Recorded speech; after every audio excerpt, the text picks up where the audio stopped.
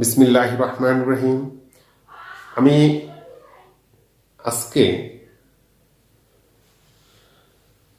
আজকে রসায়ন প্রথম পত্রের তৃতীয় অধ্যায় অর্থাৎ মৌলের পর্যাবৃত্ত ধর্ম ও রাসায়নিক বন্ধন অধ্যায়ের তৃতীয় লেকচার দিতে যাচ্ছি। আজকের এই লেকচারে আমি পোলারিটি কি, সমযোজী যৌগে কিভাবে আয়নিক বন্ধনের বা আয়নিক বৈশিষ্ট্যের প্রকাশ ঘটে বা সমযোজী যৌগ কেন আয়নিক প্রকৃতির হয় সে সম্পর্কে আলোচনা করব এবং এই পোলারিটির উপর ভিত্তি করে সমযোজী যৌগগুলোকে আমরা কিভাবে বিভিন্ন ভাগে বিভক্ত করতে পারি সে সম্পর্কে আলোচনা করব। আমি গত দুটি লেকচারে এই অধ্যায়ের রাসায়নিক বন্ধনের উপর আয়নিক বন্ধন, সমযোজী বন্ধন এবং সন্নিবেশ সমযোজী বন্ধন বা সন্নিবেশ বন্ধন সম্পর্কে আলোচনা করেছি। আজকের এই আলোচনায় সমযোজী যৌগে কিভাবে আয়নিক বৈশিষ্ট্য ফুটে ওঠে সে সম্পর্কে আলোচনা করব। তো শুরু করছি আজকের আলোচনা। আমরা গত আলোচনায় দেখেছি সমযোজী যৌগের ক্ষেত্রে অধাতুর পরমাণু পরস্পরের সাথে যুক্ত হয়ে বিভিন্ন প্রকার সমযোজী যৌগ গঠন করে। সেক্ষেত্রে একই জাতীয় দুটি অধাতুর পরমাণু, যেমন হাইড্রোজেনের দুটি পরমাণু পরস্পরের সাথে যুক্ত হয়ে হাইড্রোজেনের অণু তথা H2 গঠন করে।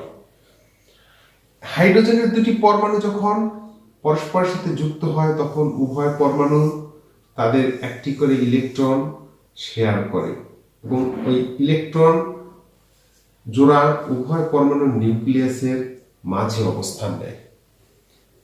এই ইলেকট্রন জোড়া উভয় পরমাণু সমানভাবে আকর্ষণ করে। এই আকর্ষণের ফলে এদের মধ্যে একটি বন্ধনের সৃষ্টি হয়। এটি হাইড্রোজেনের মধ্যে থাকার সমযোজী বন্ধন। এই বন্ধনে উভয় পরমাণু ইলেকট্রন জোড়াকে ঠিক সমানভাবে শেয়ার করে। অপরদিকে HCl এর দুটি অধাতব পরমাণু হাইড্রোজেন এবং ক্লোরিন উভয়ই একটি একটি করে ইলেকট্রন দিয়ে সমযোজী বন্ধন গঠন করে।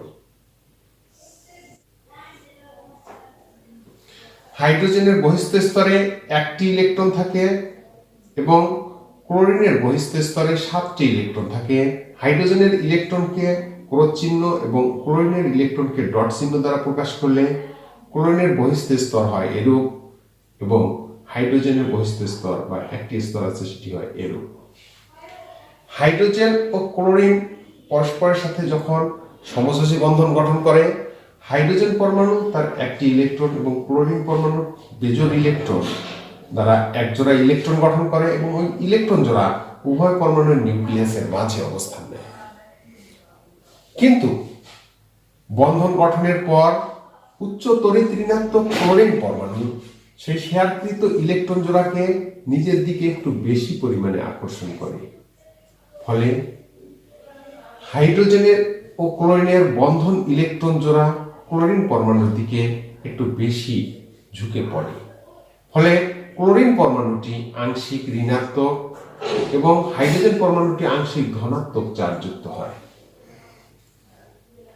তাহলে আমরা লক্ষ্য করছি সমযোজী বন্ধন গঠনের সময় যদি একই জাতীয় দুটি পরমাণু পরস্পরের সাথে যুক্ত হয়ে বন্ধন গঠন করে, সেক্ষেত্রে শেয়ারকৃত ইলেকট্রন জোড়া উভয় পরমাণুর নিউক্লিয়াসের ঠিক মাঝে অবস্থান নেয় এবং উভয় পরমাণু ওই ইলেকট্রন জোড়াকে সমানভাবে শেয়ার করে। ফলে যে বন্ধনের সৃষ্টি হয় তাকে বিশুদ্ধ সমযোজী বন্ধন বা 100% বিশুদ্ধ সমযোজী বন্ধন বলে। অপরদিকে যখন দুটি ভিন্ন তড়িৎ ঋণাত্মক মৌল পরস্পরের সাথে যুক্ত হয় তখন উচ্চ তড়িৎ ঋণাত্মক মৌল শেয়ারকৃত ইলেকট্রন জোড়াকে নিজের দিকে বেশি পরিমাণে টেনে নেয়। ফলে উভয় আংশিক ঋণাত্মক এবং অপর মৌলটি আংশিক ধনাত্মক চার্জযুক্ত হয়। এভাবে সৃষ্ট সমযোজী যৌগে দুটি মেরু তথা ধনাত্মক ঋণাত্মক দুটি প্রান্তের সৃষ্টি হয়। এরূপ অণুগুলাকে সাধারণত আমরা পোলার অণু বলে থাকি। তবে সমযোজী যৌগে এই যে আয়নিক বৈশিষ্ট্য ফুটে ওঠার এই ধর্মকে পোলারিটি বলে। পোলারিটির মাত্রা নির্ভর করে বন্ধনে অংশগ্রহণকারী তড়িৎ ঋণাত্মকতার পার্থক্যের উপর। সমযোজী বন্ধনে অংশগ্রহণকারী দুটি পরমাণুর তড়িৎ ঋণাত্মকতার পার্থক্য যত বেশি হয়, সমযোজী যৌগে পোলারিটি তত বেশি হয়, অর্থাৎ সমযোজী যৌগ তত বেশি আয়নিক বৈশিষ্ট্য প্রাপ্ত হয়। এই পোলারিটির উপর ভিত্তি করে আমরা সমযোজী যৌগগুলোকে সাধারণত বিশুদ্ধ সমযোজী ও পোলার সমযোজী এই দুটি ভাগে ভাগ করে থাকি। সমযোজী বন্ধনে যুক্ত দুইটি পরমাণুর তড়িৎ ঋণাত্মকতার পার্থক্য যদি সমান হয়, অর্থাৎ উভয়ের তড়িৎ ঋণাত্মকতা যদি সমান হয়, তবে সেই সব যৌগকে আমরা বিশুদ্ধ সমযোজী যৌগ তথা 100% সমযোজী যৌগ বলে থাকি। মনে করি হাইড্রোজেনের অণু, এটি দুটি হাইড্রোজেন পরমাণু দ্বারা গঠিত এবং সেক্ষেত্রে উভয় পরমাণুর তড়িৎ ঋণাত্মকতার মান 2.1 তড়িৎ ঋণাত্মকতার পার্থক্য হচ্ছে 0, 2.1 মাইনাস 2.1, দুটি মৌলের তড়িৎ ঋণাত্মকতার পার্থক্য হচ্ছে 0। তবে তাহলে হাইড্রোজেন অণুটি হবে অপোলার অণু তথা 100% সমযোজী অণু। তবে তড়িৎ ঋণাত্মকতার পার্থক্য যদি তড়িৎ ঋণাত্মকতার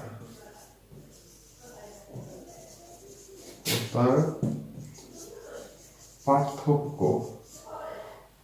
0 থেকে 0.5 পর্যন্ত হলে তড়িৎ সমযোজী যৌগে বা সমযোজী বন্ধনে বিদ্যমান সমযোজী বন্ধনে আবদ্ধ দুটি মৌলের তড়িৎ ঋণাত্মকতার পার্থক্য 0.0 থেকে 0.5 পর্যন্ত হলে তাদেরকে আমরা অপোলার সমযোজী যৌগ বলি। অপোলার সমযোজী যৌগ।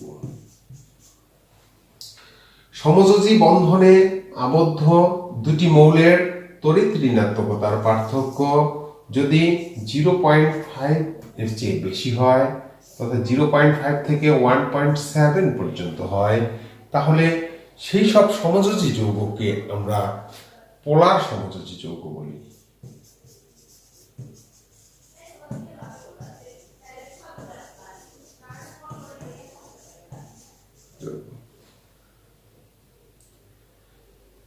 যদি তড়িৎ ঋণাত্মকতার পার্থক্য 1.7 অপেক্ষাও অধিক হয়ে যায়, সেক্ষেত্রে সমযোজী যৌগের আয়নিক বৈশিষ্ট্য 50%-এর চেয়ে অধিক হয়ে যায়, তথা যৌগটি তখন বেশিরভাগ ক্ষেত্রে আয়নিক বৈশিষ্ট্য প্রাপ্ত হয়।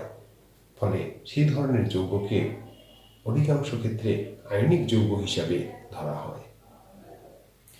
তাই দেখা যায় সমযোজী যৌগে উপস্থিত বন্ধনে অংশগ্রহণকারী পরমাণু দুটির তড়িৎ ঋণাত্মকতার উপর ভিত্তি করে সমযোজী যৌগগুলোকে আমরা 100% বিশুদ্ধ সমযোজী যৌগ, পোলার সমযোজী যৌগ এবং অপোলার সমযোজী যৌগ এর ভাগে ভাগ করতে পারি।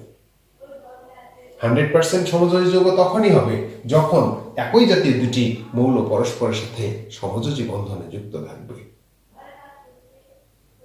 এবং যদি দুটি মৌলের তড়িৎ ঋণাত্মকতার পার্থক্য খুব কম হয়, অর্থাৎ 0 থেকে 0.5 পর্যন্ত হয়, তবে সেই সব যৌগকে আমরা 100% বিশুদ্ধ সমযোজী যৌগ না হলেও অপোলার সমযোজী যৌগ হিসাবে ধরে নিই। তখনও তাদের পোলারিটি ধরা হয় না। অপরদিকে যৌগে উপস্থিত পরমাণুর তড়িৎ ঋণাত্মকতার পার্থক্য 0.5 থেকে 1.7 পর্যন্ত হলে সেই সব যৌগকে আমরা পোলার সমযোজী যৌগ বলে থাকি।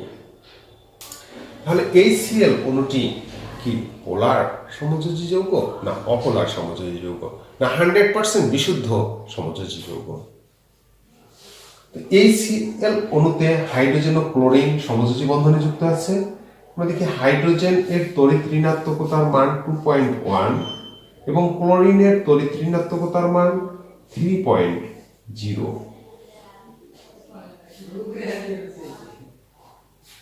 ফলে এই দুটি মৌলের তড়িৎ ঋণাত্মকতার পার্থক্য হচ্ছে 0.9। ফলে এই দুটি মৌলের তড়িৎ ঋণাত্মকতার পার্থক্য হচ্ছে 3.0 মাইনাস 2.1 ইকুয়াল 3.9। ফলে এই যৌগটি হবে পোলার সমযোজী যৌগ। তাহলে HCl একটি পোলার যৌগ ব্যাখ্যা করো। এই ধরনের প্রশ্ন আসলে আমরা কি করব? আমরা প্রথমে পোলার সমযোজী যৌগ কাকে বলে সেই সংজ্ঞাটা দেব, কারণ এই প্রশ্নটা দেখে আমরা বুঝতে পারছি এটি অনুধাবনমূলক প্রশ্ন। তাই এক্ষেত্রে আমার জ্ঞানের অংশটুকু হচ্ছে আসলে পোলার যৌগ কাকে বলে এবং এটি যে একটি পোলার যৌগ এটি অনুধাবন করতে পেরেছি এর জন্য 1 নাম্বার থাকবে। তাহলে HCl একটি পোলার যৌগ এর ব্যাখ্যা দিতে গেলে আমাকে প্রথমে বলতে হবে আমরা জানি যে সব সমযোজী যৌগে বিদ্যমান মৌল দুটির তড়িৎ ঋণাত্মকতার পার্থক্য 0.5 থেকে 1.7 পর্যন্ত হয়, তাদেরকে পোলার সমযোজী যৌগ বলে।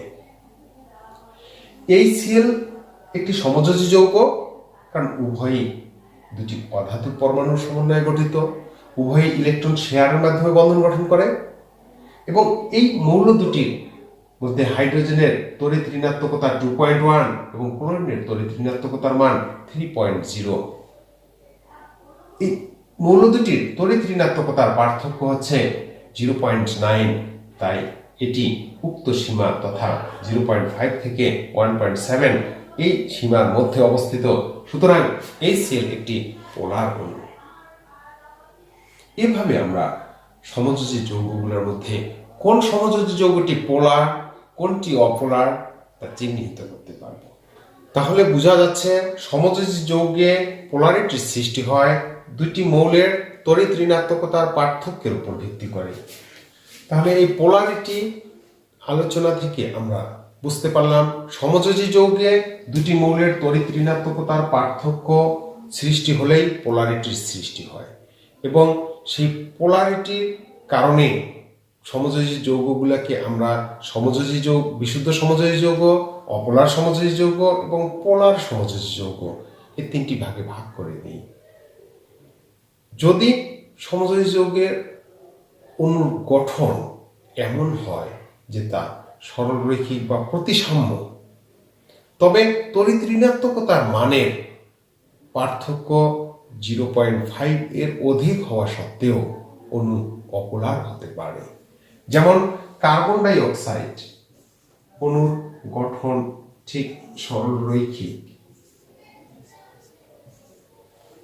এক্ষেত্রে কার্বনের তড়িৎ ঋণাত্মকতা 2.5 এবং অক্সিজেনের তড়িৎ ঋণাত্মকতা 3.5। তড়িৎ ঋণাত্মকতার পার্থক্য 1,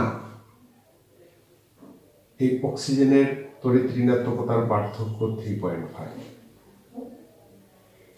যেহেতু উভয় অক্সিজেন পরস্পরের বিপরীত দিকে অবস্থান নিচ্ছে, সেক্ষেত্রে অণুটিকে আমরা আর পোলার ধরব না, কারণ এক্ষেত্রে প্রতিসাম্যতা বজায় আছে, প্রতিপাশ সমান, উভয়ের ক্রিয়াকে নিষ্ক্রিয় করে।